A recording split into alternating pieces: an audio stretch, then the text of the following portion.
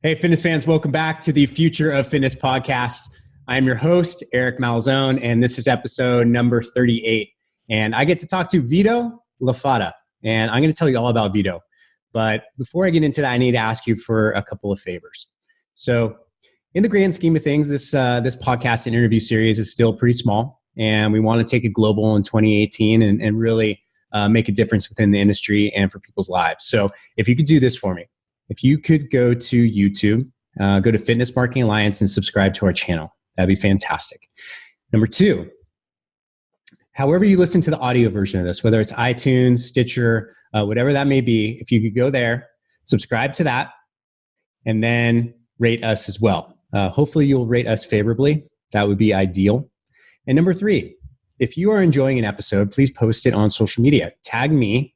And let's start a dialogue. I want to hear what you guys value, and I want to start making more of that because that's what's really important to me, is making a difference in your life and offering value to what you do on a day-to-day basis and just hoping you live a bigger life. And that's really important. So let's talk about Vito, because this whole episode really falls in line with what this show's about.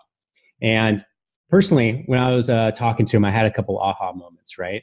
Right now I'm sitting in Whitefish, Montana in a small cabin because I'm living the life that I want to live, right? My wife and I decided that we want to go into the digital nomad land, start exploring the Western United States and maybe more. Maybe next year it's Brazil. Maybe it's Italy after that. But we want to start seeing the world. And that's my journey, right? Now, how can I take my journey, my lifestyle, and how can I monetize it? How can I help people who want to do the same thing and kind of guide them along the path that I went, but genuinely their path as well? That's what Vito does. So essentially, he takes fitness professionals, helps them develop a purpose and a mission within their business, and then developing what he calls off-floor revenue streams. So as a fitness professional, you're probably limited if you're doing one-on-one training or group classes by the amount of time that you have. You can only spend a certain amount of time with your clients, and that's when you bill and that's when you make money. What if you had a different revenue stream? What if you had something that was making money while you sleep, that was reoccurring? That's what we're talking about. That's ultimately freedom, and that is what Vito helps people get. So dig into this. There's so many grand things. There's things that are going to spark your imagination and really make you think about living a very larger life. So without further ado, this is episode number 38. This is Vito La Fata, and I hope you enjoy just as much as I did.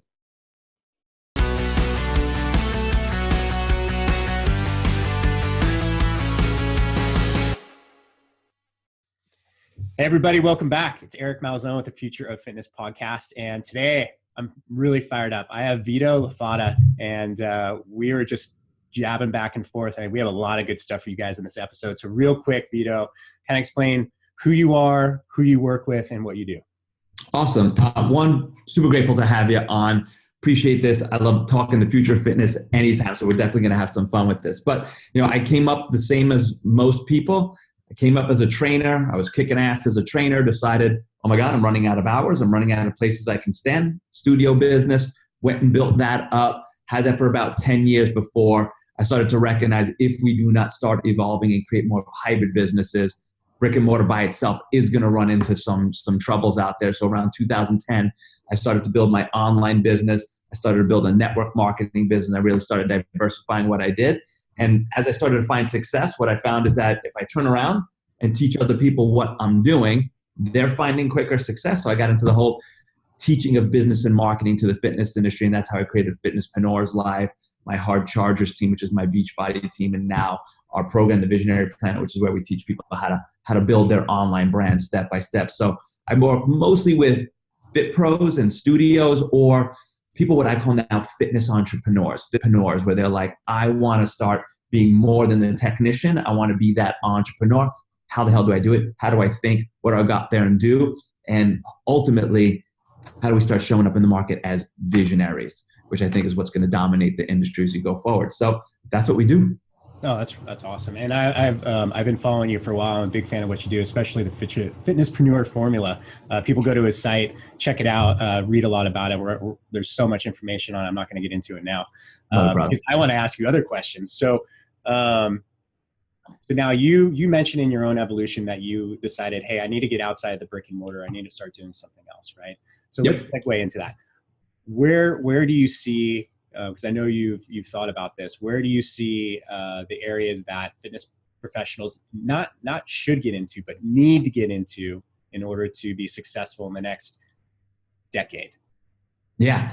Well, I mean, like, I'll tell a quick story about something, because there was a couple pivotal moments that made me realize the importance of this whole off the floor income and getting in the online world. Because I remember it was 2004.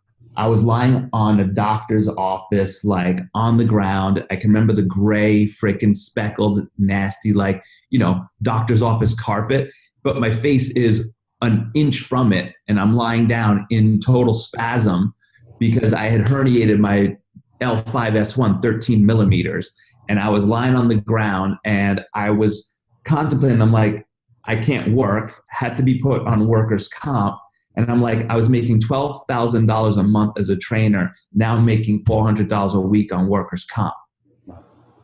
This sucks. Nobody told me about injury. Nobody told me about this could happen in my life one day. And should I be prepared for that? What would happen to us if that happens? Then, let alone when I was in my studio and I had to buy out my ex-partner, and I'm signing papers to be like, she gets to walk away with X amount of business. And I'm like, here I am only relying on the income that's going on in my studio. If I don't do something to protect myself and diversify myself, this can happen. We know the nature of the studio business. Trainers can walk away with business and all the non-competes in the world, usually a studio. And I was like, I wouldn't have had the money to fight that in court and whatnot. You're just like, it is what it is. That for me, what I see now when we look at, we're aging, there's injury, we want more lifestyle, there's we protecting ourselves for what we've done. I feel you need to start considering off the floor income, which is your ability to go out there and create revenue streams that leverage and scale work you've done once, but pay you over and over for it and allow you to multiply the number of people you see without you having to be like, I'm only getting paid service oriented. I got to stand here and do it. So info products, network marketing companies, online membership sites. I always teach about 10 diverse revenue streams for that. We won't have the time to get into all that. But if you don't have that starting to come up, you're really going to be vulnerable in the future, especially because there's so many people doing that now that if you're not, your customers are kind of be like, this is all you got. And that's going to be a vulnerable place to be. So really building off the floor income in a myriad of ways is going to create lifestyle scale and leverage that going to put you in a great place for the future of the industry. So that's where I feel like you need to, without question, diversify. That's really interesting. I think you and I have walked some similar paths. I actually had that same injury. I had a different reflection on it, but it was, I ran that same injury. I also had the studio for a better part of a decade. And I also have seen so many times that cycle of, a trainer leaving, and you can't, there's nothing you can do. There's nothing, right? You just have to eat it, and then you have to go out and find new clients. And that is a grind. And I think that is a huge reason why so many people burn out in the facility or the studio ownership role, because it's sometimes it can be a thankless job, and it can be tough. It's just tough. It's stressful, right? I've had I have a lot of sleepless nights, a lot of very rewarding times as well as a gym owner. Don't get me wrong. I had the ability to touch people in their lives in a way that very few people can, right? Yeah. So the thing about that is, and I think it's shifting better now, but back then, like when I came up through the world of trainer to studio and whatnot, there was nobody yet telling people like, hey, if you're shifting to business owner, not trainer anymore, business owner, you better start learning business and marketing and sales and systems and leadership and entrepreneurship and all those things. So I was like a glorified trainer owning a business now, and I just didn't know what to do with it. So when those things happen, you're just like, I don't know how to get business back. I don't know how to do this and that. So you scrambled around. So we had those moments because back then, like I wish somewhere in the certification manual, instead of, remember when I took the NASM and I was reflecting on this the other day. I'm like, remember I used to sit in those stupid cubicle booths that you had to go to some like testing center for? Yes. I remember being at the testing center, and there was like 6 questions at the end that are like, customer service, should you do this? Should you do that? And I'm like, there was no question. about business, marketing, or anything that I needed to know to be prepared as a studio owner. And I'm not saying it's their fault, but I'm like, I wish certifications would say, hey, if you're going out to this, we also have business courses, we have marketing courses. Nowhere at the bottom of a treadmill manual or the new machine or equipment I bought was there a marketing plan at the bottom of that thing. So that left us in those positions. Today, there's more of a shift because there's more people like yourself, myself, Doug, Todd Durkin, and these people out there that are talking, get your business and marketing mindset on. And that's helping the future of the industry, but I don't think it's happening fast enough. I think we could change that where a studio owner will feel more confident if they gain more competencies in those skill sets as compared to, the classic, what's his name's book? The E-Myth, classic E-Myth problem that's going on out there. Recognize that you're now a studio owner or you're trying to be the entrepreneur. Well, you got to study that and less of the training and programming, because you shouldn't be in the service side anymore. You should be in the marketing side of it. Does that make sense? Yeah, absolutely. And I think when I look at, I'm thinking of different certifications that may offer a business side, right, for a trainer. And there's only one I can think of really. Me going through all the CrossFit certifications, I don't think they have anything there. It sounds like a lot of the ones that you did don't have anything there. The only one I can think of is the guys at OPEX who actually have a module that you got to pass that's business related. And it's the basics, the fundamentals.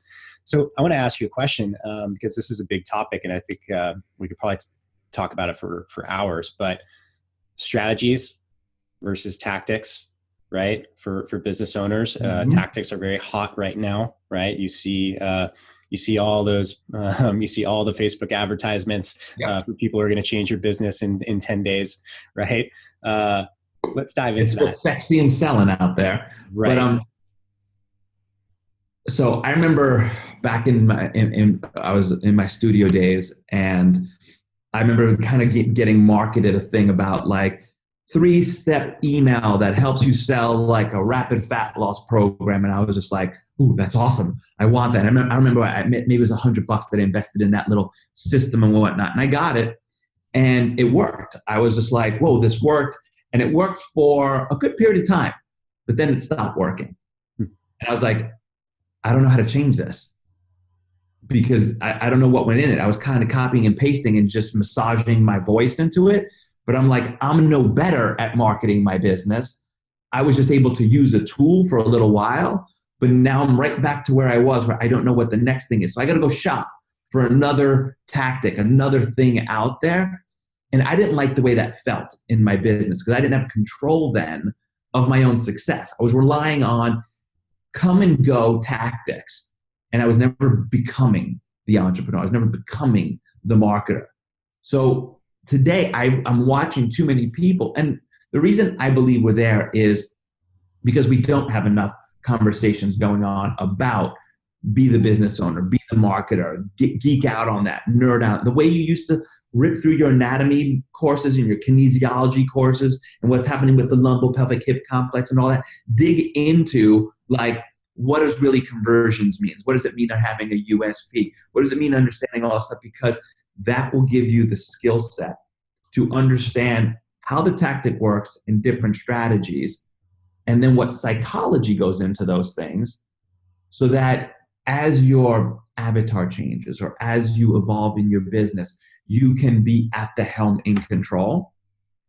That I'm finding that tactic strategy is leaving us vulnerable and it's leaving us in a weakened state as compared to we could have a lot more people like, I feel in control of my business. I feel confident in my business. I can freaking evolve. Like Facebook goes, no worry, got it. Instagram stories not working anymore, no problem. I know what to do. Emails I know where to change. Way different than where I found myself that time. I don't know what to change right now. Now any tactic can come and go, but a strategy dictates where that tactic fits in, and even higher up than that, what's the principles that you're running your business by? Mm-hmm.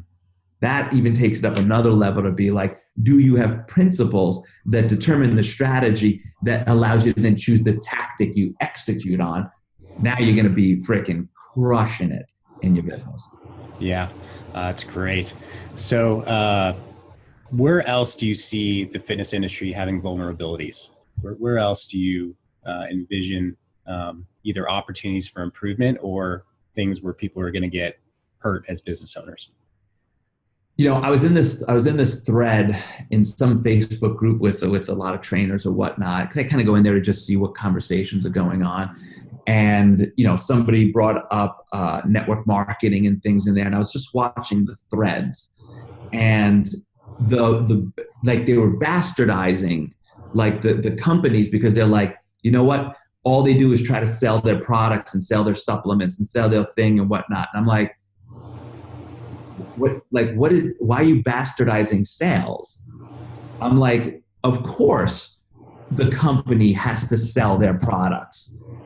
Why are you fearing sales? Why are you bastardizing sales? Why are you demonizing it? Could that be why you're going broke? Could that be why you're not getting ahead? Because you have this bad view of sales. I'm like, that's because you don't have a business mindset. You don't have that owner mindset. You don't have that marketing mindset, which is why our industry has struggled for so long. We demonize sales as compared to, I'm like, my father came over here with $5 in his pocket off of a boat coming from Sicily. And we had a restaurant for 35 years.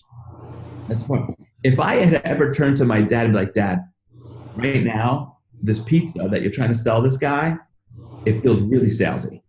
And I know the guy's hungry and I know he wants it, but we really shouldn't be selling him it. We should be doing it because we want to help people. My dad would have probably taken his Sicilian hand and slapped me and been like, we busted our ass to work, to get here, to build this thing, to give you guys a future. Yeah. This is called economy.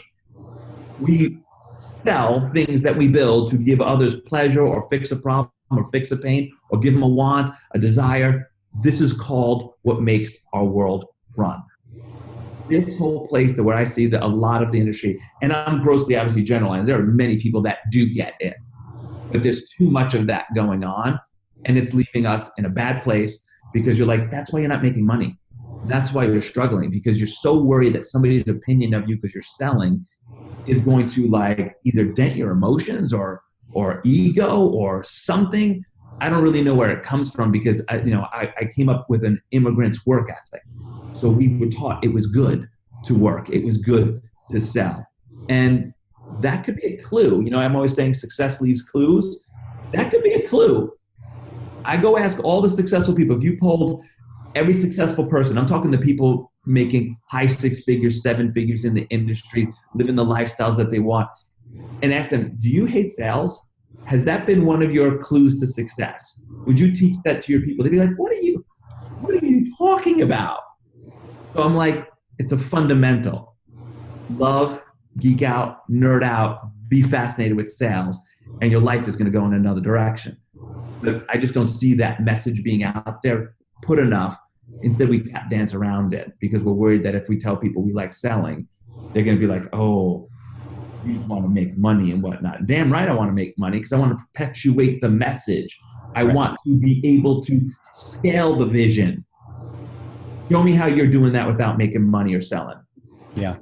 And I want to add to that too, because I think the mindset behind sales, I spent a dozen years doing sales in various forms before I opened my gym. So there was days when I was getting started, I locked myself in a, in a conference room and did 100 cold calls. Right now, the mindset is different. Now, if you go to the mindset of like, what I'm offering is not of value, then yeah, you're going to hate sales. You're going to freaking hate it. But if you can get in the mindset, like I have value that I'm offering, and I'm the broker of that value to somebody else. So if you're finding the right person and they need what you have, and you are explicitly just saying, hey, you're just finding some kind of negotiation point where you are brokering that value to them, and then both parties are happy, that's sales. If you want to call it somebody else, call it value brokering, call it whatever you want. If that sales gets you, that's it. But just change your mindset, is that you're not forcing someone to do something that they don't want to do. You're not tricking anybody.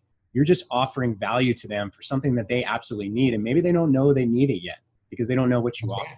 So that's 100%. Yeah, it's crazy. I always look at it as like, also like, I'm like, listen, I'm trying to serve needs in this world. And I've given myself what kind of I call my 3 commandments. And they're what pushes me beyond any of these like concerns of somebody being like, you're salesy or this and that. I'm like, it doesn't matter to me your opinion, because your opinion does not pay my bills. It does not feed my family. It does not give me the lifestyle. So take your opinion and go run and show me your life with it. Show me the mission you're going out and doing, rock it. But I'm like, I've got 3 things that I've given myself as a thing. I'm like, I will help reverse the trend of obesity, because I'm like, it's ripping apart our economy. It's ripping apart families. It's ripping apart our nation. It's destroying healthcare and all that. Then I'm like, you know what? Before my time is said and done, I have to serve that mission. So because of that, your opinions mean nothing to me. And I will shout from the high heavens, I have the cure for obesity here. I don't care if it's freaking Shakeology, a fitness program, this info product, this thing here. Like, if it serves helping people with that, I'll sell it all day long. I hate watching the industry, because I went through it, living broke. And I'm like, I look at this industry in healthcare as one of the gateways, the linchpins to changing this world, because I'm like, if we can get these businesses healthier, they can help more people. Instead of most businesses are struggling. I talk to a lot of guys that coach fitness studio owners. Like, the average studio is making still less than $300,000 a year. That's like there's that cap. Then you've got like maybe 5% that are cracking the $500,000, and then the 1% are getting into that 7-figure range. I'm not talking like the big regional club type things. I'm talking mostly like the studio owners and these unique personal niche studios out there that were like, so I'm like, so everybody's getting capped. That means those studio owners are typically living with maybe they're making 50, 60 grand after they pay everybody else out. They're struggling. I'm like, that's killing our potential to serve more people, because we never focused on marketing, on business, on this stuff. So I'm like, you know what? If I can serve by teaching the people in my tribe to love this stuff, and they become more successful, they're going to scale and help more people, more than I ever could by myself. So hell yeah, I'll sell my business and education and branding stuff to help that, because I'm like, this is my way of serving in this world. That mission supersedes my concerns about somebody thinking anything about me. So I'm like, when you give yourself commandments, I call them that, give yourself a message, a mission, create a movement. All of this is in service of that. Challenge that. I always thought, I'm like, challenge me on that. Otherwise, show me how you're doing it. You're not? Well, then let's have this conversation about what needs to happen as compared to attacking. So it sounds to me like it all kind of circles back to having a purpose, right? And laying the fundamental of that. Amen. Do you have, when you're working with clients, do you have, kind of system or a mental progression of how to find someone's purpose, or what your purpose is and within your business? How do you coach people towards that? Some of the things, and I think this is going to be an interesting thing for where I think the future of the industry is going. So that was actually like a nice segue into this little thing here. I'm like, I think a lot of where the future is going to go is when we start recognizing that we can also be monetizing more of our life journey as compared to just our expertise and the things that we've gone through. Take a look even at your journey. You were the trainer to studio owner. Now you're in the place of coaching businesses and things. You're like, that was my journey. I went through those steps. I'm simply turning around now and teaching the people behind me the processes I went through so they can move through it a lot faster than I freaking did, and I can be that helping hand. So in that, if you take the time to just map out your journey and kind of look at I sometimes just have people like look at the milestones that they went through. And I'm like, what lessons did you learn through life? What pivots, transitions, breakthroughs, and aha moments? Because I'm like, in there, you can start finding the message that's the anchor. So I was working with this coach, and she was constantly being like, well, everything that she did, she's like, at this point in my life, I changed because I made this choice. At this point in my health, I changed because I made this choice. At this point in my career, I changed because I made this choice. And I'm like, man, change by choice is sounding like the message of your brand. Because you could turn around and teach anybody that comes in your world. They're like, you want to change your health? You could change it by choice. I'll show you how to do that here. You want to start changing your relationships and the things you're doing, you could change that relationship by choice. You want to change the way you interact with your kids, you could change. And all of a sudden the person finds the message. And then I'm usually like, just look at the pillars of your life. How did you change in health? Because everybody cares about health, relationships, family, career, adventure, things like that, purpose, legacy. I'm like, how did you make those things? That's the roadmap that you can turn around and create a teaching framework around, your product suite around. And I'm like, now this also gets a lot more exciting for people where they're like, I can build a personal brand around my life journey. And I'm like, I know. How exciting is that? Because now you're breaking out of, I just sell group training, personal training, memberships, all good stuff, all good stuff. But the future is you're just finding people like, I'm getting excited about leading a movement. And it's my change by choice movement. It's my what balance over perfect movement, whatever the frick you want it to be. But now you've got big, and that stuff scales online big time, big time. So that's how, like, you know, without getting into like, identify your avatar, identify the niche topics, identify this and that. It'd be more about like, look at your life journey and look at the pivots, the movements, the breakthroughs that you did, and be like, there's a core message probably in there that you can dig out that will become the basis of how you rally a tribe. Because you're like, do you believe that you can change your life by choice? Come hang out with us. That becomes the rally point. Then just map out some product suites along that and whatnot. That's kind of stuff that, you know, we teach over in our Visionary Planner brand, but don't worry about that right now. Get fired up that you can monetize your life journey. And also, now you're stepping into empowerment brands, empowerment products. You can create a higher price point and value for those. That's how you start creating those big weekend getaway. You know how everyone wants to be like, I want to put on my retreat and have events and whatnot. I'm like, you better find a reason for them to come more than here's training and nutrition coaching and whatnot. I love that stuff, but I'm like, they're not going to come for that. But they're going to come for like that breakthrough weekend. They're going to come for that destiny week, whatever the things are. You've kind of seen that stuff out there. So hopefully that helps give your audience a little bit of some stuff to think about and get them excited about, why aren't I doing that? Yeah. Yeah. It gets me excited, man. It makes me rethink everything that I do and how, you know, how I can take my journey and really use it to benefit those around me and who I care about too, you know. It's powerful, Vito. So how long have you been doing this? How long has it taken you to come to these epiphanies Well, you know, kind of like I said, I remember, you know, the trip when I was injured as a trainer, that's when I had the epiphany about, I better start building off the floor income. When I was a studio owner, I started having the epiphany about like, serious about business and marketing and whatnot. But it was really the last 3 years or so that I really started recognizing what I'm calling like the rise of the visionaries. I think the people out there that are stepping into this world is saying, I have a message, I have a mission, I have a movement I want to lead. Besides just the excitement level and the passion level, it compels people past procrastination. It helps them sustain motivation, and it helps them get fired because now they're not getting up to do a job. They're getting up because they're compelled to do something before their time is said and done. That's really been going on where as I started to work with more people and myself, and I met a partner, Mike L. Murphy, who's like my partner in the Visionary Planner. He came into my life and he was a former Disney Imagineer. So this dude just had a brain on another level, and he just started being like, dude, hold on. I said, we're building your business. Don't you think we could speak about it this way and do how Disney did this? And I was just like, dude, I've never thought about things this way and whatnot. That just like anything, new comes in, new can come out of you. The problem of so many people just do is they don't have enough new stuff coming in.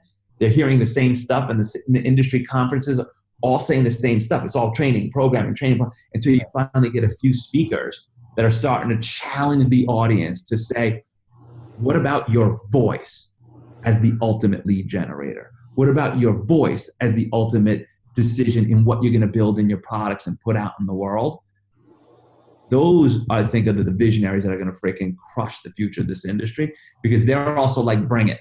Bring me the new skills. I got to learn how to present better. I'll study it. I got to learn how to do email. I'll study it. I'll study, because now the vision supersedes everything. It drives the motivation. It drives the action.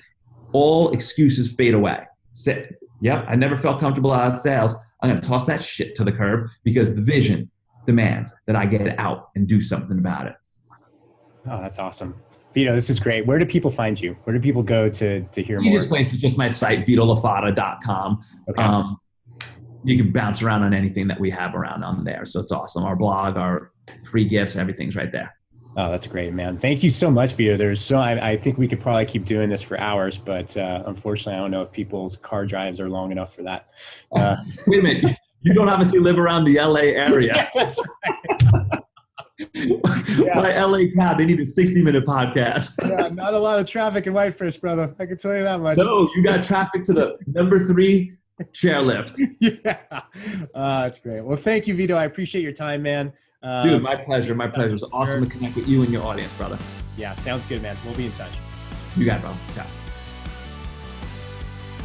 Hey, fitness fans.